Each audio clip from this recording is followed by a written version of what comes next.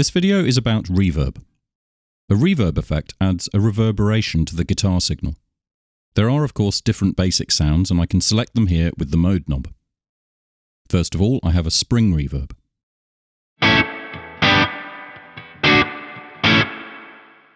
Then a plate reverb.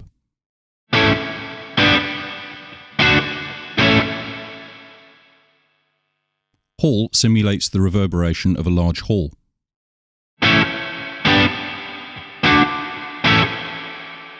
And room, as you can imagine, a small room.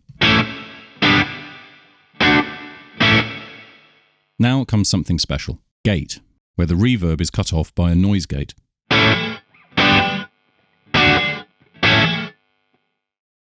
And modulate creates a very long reverb with modulation.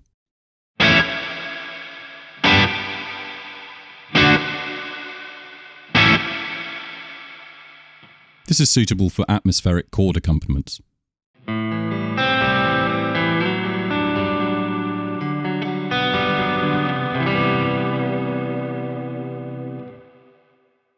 The reverb is set via 3 knobs here. I have an effect level. This allows me to add the reverb signal to the original signal. In this position, you don't hear any hall signal at all. The further I turn it up, the louder the reverb effect becomes.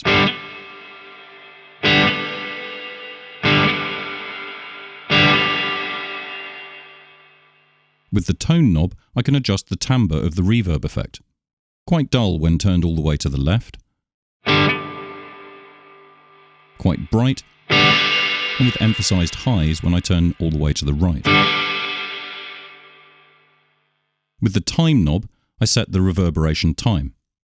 When I turn to the left, the reverberation is very short. The more I turn to the right, the longer the reverb becomes.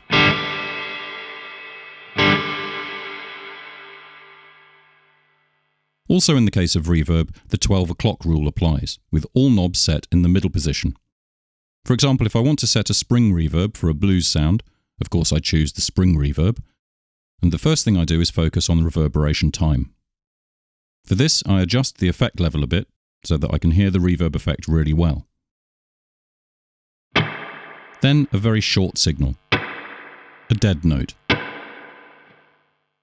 Let's see. That would be a very long time.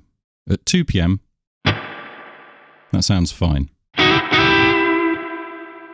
Now I can take back the effect level a bit and take care of the tone.